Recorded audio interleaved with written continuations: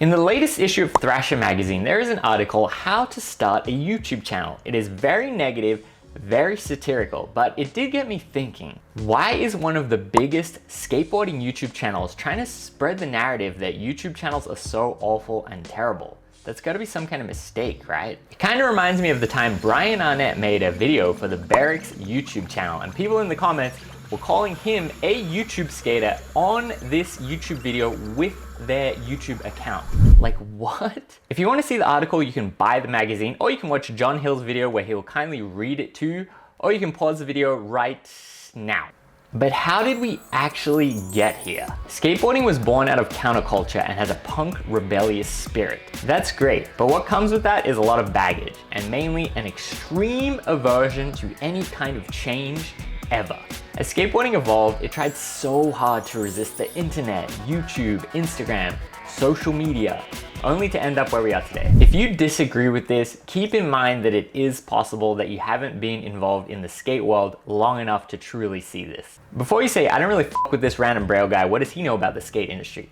That is totally fair. I'll give you a quick recap of my skate career, because I think I have a unique viewpoint on both sides of the coin. I've been skating for over 20 years and I grew up in Australia filming video parts and shooting photos for Australian magazines. I had a bunch of sponsors, but I could never really get beyond the point of just getting free stuff from skate companies. What changed for me is that I was open to social media and I started posting my tricks on Instagram directly instead of sending them to the magazines or trying to put them in video parts. Slowly over time, I grew my following big enough where I wasn't only getting sponsored by skate companies, I was actually getting paid from companies outside of skateboarding. I created enough demand for myself for the Australian board company I rode for to turn me pro. Then a few years later, I ended up getting involved with braille skateboarding and moving to the US. And the more I grow my personal social media now, the more sustainable future I can build for myself. But back to Thrasher. Firstly, let's look at how Thrasher runs its YouTube channel. It does have a few produced shows, and if someone can explain to me how this is different from every single YouTuber ever, please let me know in the comments. But it's mostly video parts. These video parts are filmed over 6 months or more, where these new young skaters kill themselves for free for any little scrap of recognition. Filmed by mostly the homie of the skater who they somehow managed to convince to do for free too. Then if they're lucky enough, they might get one of their sponsors to fork out some money to pay Thrasher to release the video on their YouTube channel. It's a nice little system Thrasher has going here, but it starts to fall apart when the skaters themselves have their own channels and Thrasher has to share a piece of the pie with them. I would imagine Thrasher would rebut and say something to the effect of,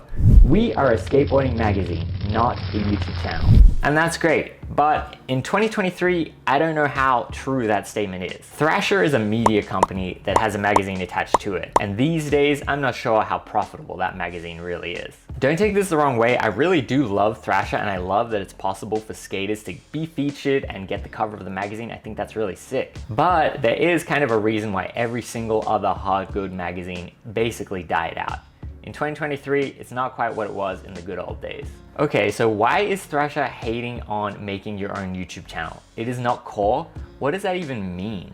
I can understand the idealistic vision that once you start making money from skateboarding, it does kind of change things and does kind of taint it. And that is definitely true to a degree. But is it really better for these amazingly talented skateboarders to be working 9-to-5 jobs that they hate, only to dream about skating on the weekends? Should we really be shaming taking control of your own skateboarding opportunities and figuring out a way to focus all of your energy into skateboarding? Is that so terrible? The current status quo is basically skaters should give everything to the companies they ride for, just to have a short career in the spotlight where they're paid the bare minimum, only to be chewed up and spit out at any time the company thinks they're not competitive anymore. Building your own social channels enables you to bring new money into the skateboarding industry, employ other skaters, and bring in and inspire new skaters. And of course, control exactly how you release media to the skaters that want to watch you. There is basically no downside. If you're ever bored, you should look up what some of your favorite pro skaters are doing a few years after they fade out of skateboarding.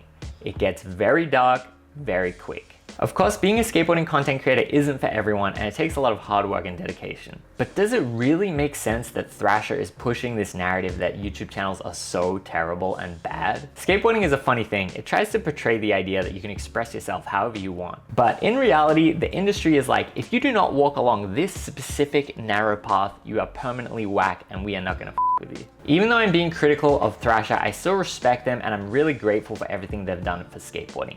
King of the Road and Skater of the Year are some of the cornerstones of the skate industry. I just hope skateboarding as a whole can have a little bit more of an open mind as the world changes and progresses. And Thrasher not being so hypocritical would be a fantastic place to start. But please let me know in the comments what you did think about this, and if you want me to just shut the fuck up and go react to more beginner progression videos, please let me know. But that is it. I like skate.